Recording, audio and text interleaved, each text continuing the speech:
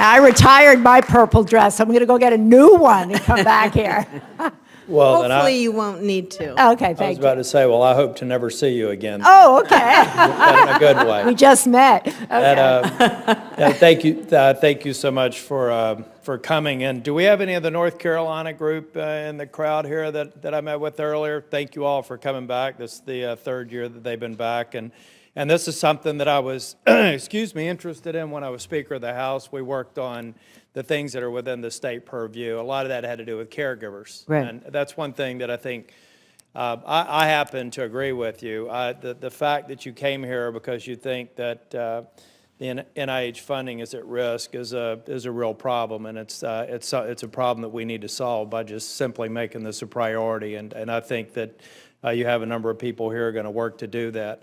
It's the head meets the heart policy. When I was Speaker of the House in North Carolina, I said that the policies I like the most were the things that have an enormous impact on an individual and their families and saved a lot of money. Right. That then freed up resources for so many other things that we need to do. So I think that we just need to better educate our members who think that there's not a compelling fiscal reason for doing it. It's not the primary reason. It's a secondary benefit for actually trying to help people who have this horrible disease. So thank you for your advocacy. But I want to talk about things that we also need to do for the caregivers and things that we need to do to educate people who are going to go, just because of the numbers, they're going to go through this, and understanding what they need to do to make this horrible journey that a loved one's going to go through manageable.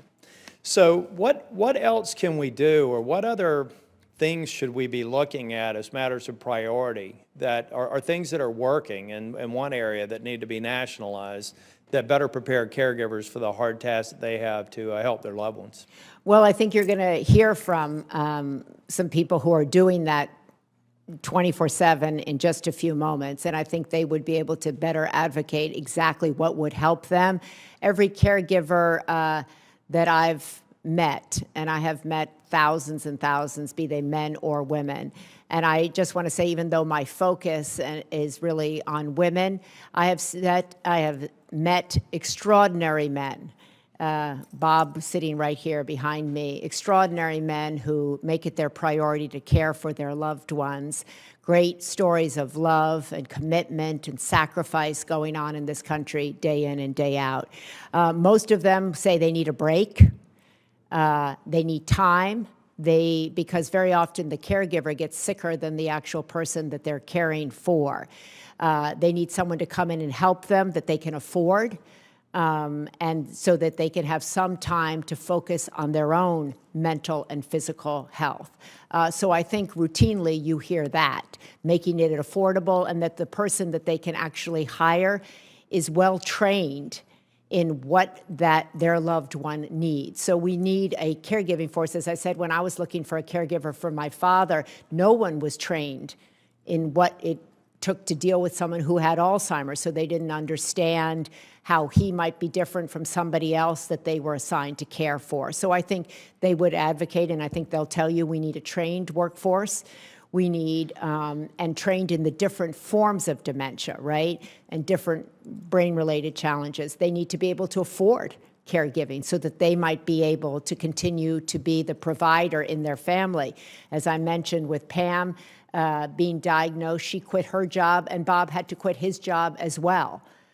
That's not sustainable for families, right? And that's what is happening because it's a 24/7 job. So I think that being able to afford caregiving, being able to find educated caregivers and a workforce, as I said, that is capable of handling the tsunami. Also to encourage people to go into this line of work. It's a growing line of work, paying them a living wage. An educated workforce, and that's really, I know, what you want to talk about as well today.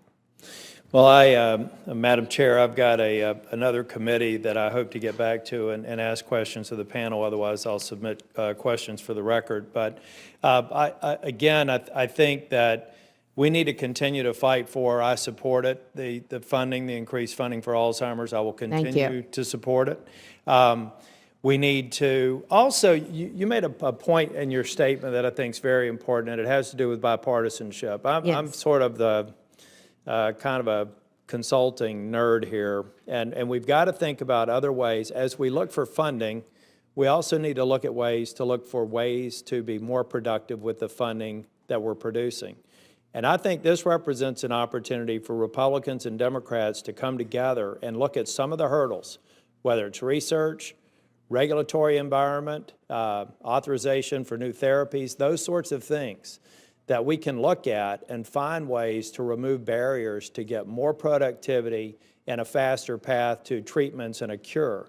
And it's something that we need to focus on, not just talk about it, because we talk about it a lot, but focus on it, because I think there are billions of potential dollars out there beyond what we're putting in NIH that we can unleash and accelerate that time to a cure. I think absolutely, and accelerating certain drugs, that's another thing, obviously, that a lot of researchers have said that it just takes forever to get anything through the pipeline. So I think you, Senator, bring up a really good point to look broadly at the research, at the FDA approval process. How do we get certain drugs that might be promising into the pipeline quicker? So I think that's exciting to me that you're willing to look at that because, as I said, in the long term, this is something that will save our country billions and billions of dollars. So this is an example for the country where Democrats and Republicans can work together on. This is a perfect example of an issue where head and heart can work together and where it doesn't make economic sense not to work together. Whether you even look at it in terms of humanity, whether you look at it in terms of fiscal responsibility, it all lines up. That's why it's so incredulous that we would even think about cutting it instead of expanding it, because it's impacting so many families of both political parties, independents, Greens, you name it. It's an equal opportunity offender. So I think we can put our brains together and say this works on every level. Let's increase the funding. Let's look at the pipeline for drugs. Let's look, as you said, at all different hurdles that might be impacting research and look at it holistically, just as I've been talking about, trying to look at the brain and the body holistically, trying to look at the issue holistically. Alzheimer's is one form of dementia, right? And there are many forms of dementia, but it's leveling our families all across this country. So I welcome the fact that you're willing to look at all different aspects of it. Thank you. Thank you. Thank you, Madam Chair.